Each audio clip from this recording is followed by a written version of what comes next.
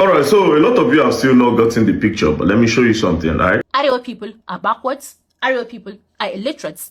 Arewa people are poor, and Arewa people have a regressive mindset.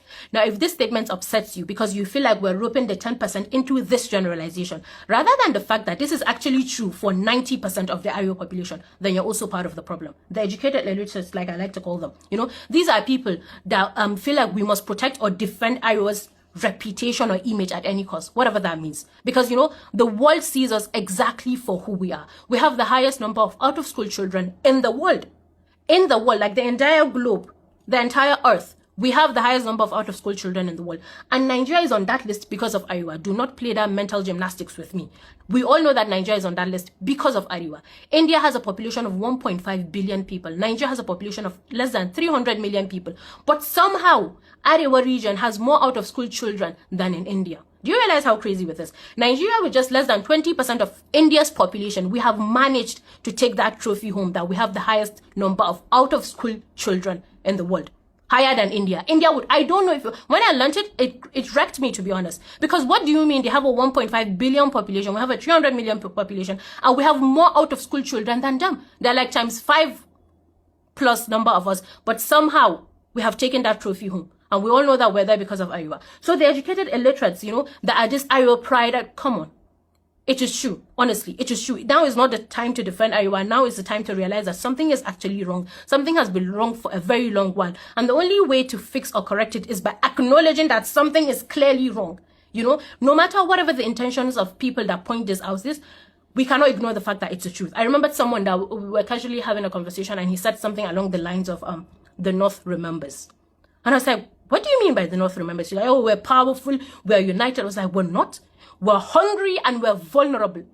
If you give people rice, they will do whatever for it. If you give them food or money, they will do whatever for it. Because we're hungry, we're vulnerable. So this image in your head that you've created, that we're this united force, we are not.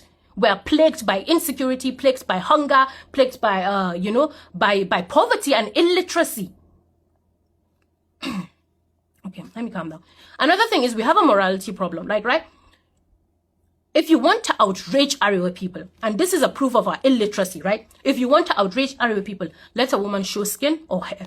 That is what will get the most outrage. Not people killing people, not people kidnapping people, not people stealing public funds. Nothing like that. If you want Arewa to be outraged, do something that is morality related. Gossip, all these things. This is what outrage Arewa. I think there was mass weddings that happened in like three states. Let's say from last year to now or more. I don't actually remember. But nothing from the people, nothing from the people. But an actress came out last month, was it, or whatever, to say that she's not going to get married or something along the lines of that. And all of a sudden, people are outraged. I've blocked more than 20 people that came to my FYP because I don't like listening to fools. So when I see that, I just block you because I don't have the patience to listen to you. Like, what do you mean an actress' opinion on whether she wants to get married or not is what gets you outraged? What do you mean that is what gets you upset? I don't even want to talk about the other scandals because I do not even want to acknowledge that they exist. But I know that they exist. I know there's so many causes that we've tried, people have tried all over, to raise awareness on, to get people to talk about it, to get people to demand justice, and nothing will be done about it. Okay, let me move on. Now, if we, and the reason you're upset about this, Arewa illiterate stuff is because it's true. No matter how hurtful it sounds, it is true. There is no denying that we're backward, we're regressive, we're poor, and we're illiterates.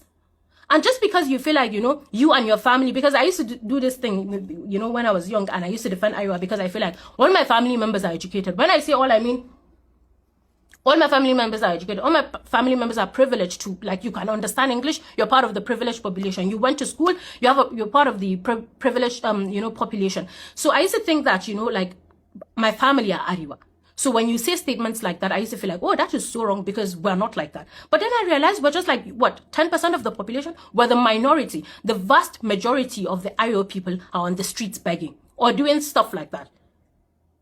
So just because your family and friends do not represent the Arewa population, just because you feel like everybody in your family is educated, everybody in your family is privileged, everybody in your family has a decent job or is making a decent living, does not mean that, that is the reality for the Arewa.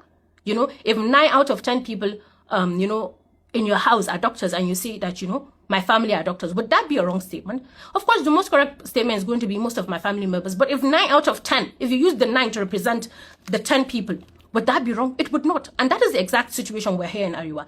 Arewa is illiterate. Arewa is illiterate. I'm part of Arewa, and I'm saying Arewa is illiterate.